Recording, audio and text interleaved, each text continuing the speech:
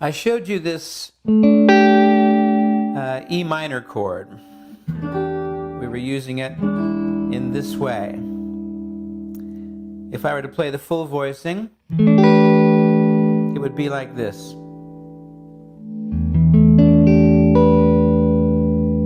So this is E minor 4.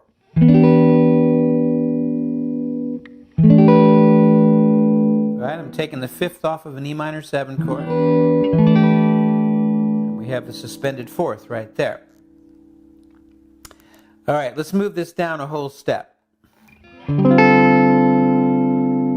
So what key do you think we're in now? If we went from E minor down a whole step, we are now in D minor. And you might recognize that sound.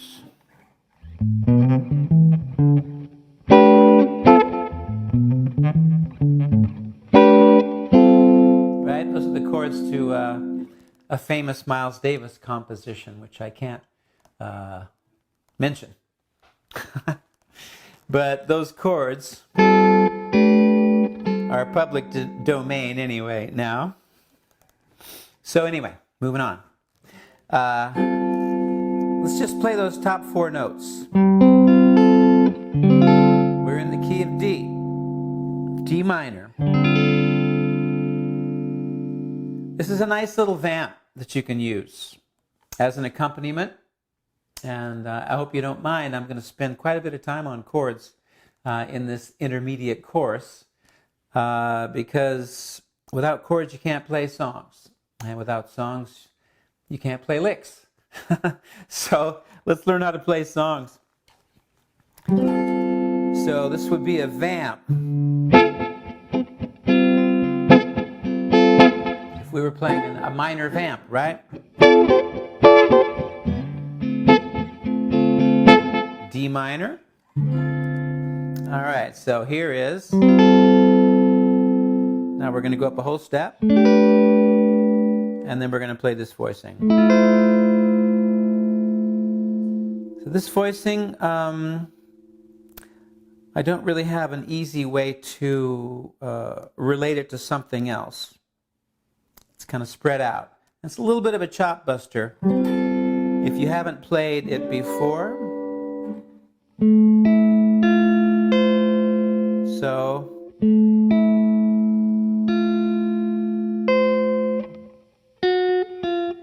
it's a D minor with the 9th in it here and the 7th on top.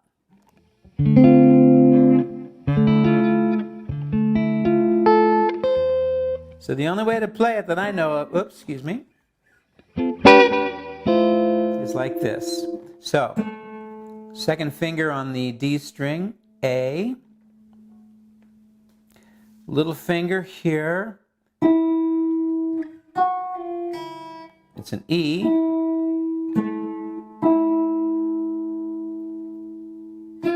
First finger has the minor 3rd of D minor.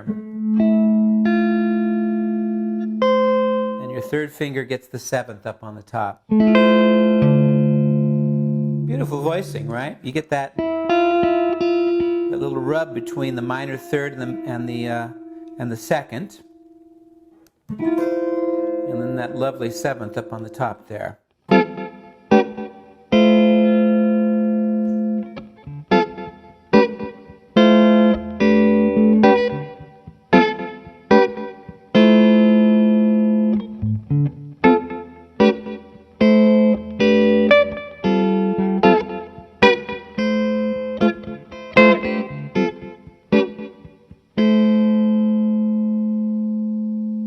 Try to get that fingering under your belt. It will take some time. It certainly took me some time. And I'm at the point now where if I think about it, I can't play it. So having just repeated it, you know, playing it on gigs, and that's how you learn how to play the guitar, is by playing gigs. They could be in your living room, you know, with your friends, but you need to be playing. That's where you practice.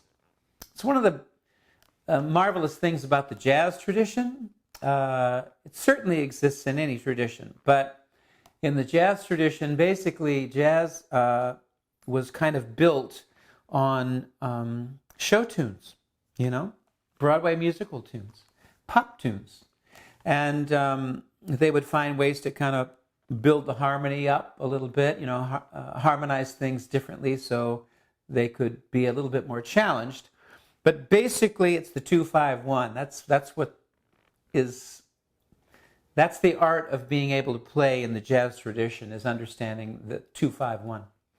So people would just call tunes, and all tunes have this very similar thing running through them.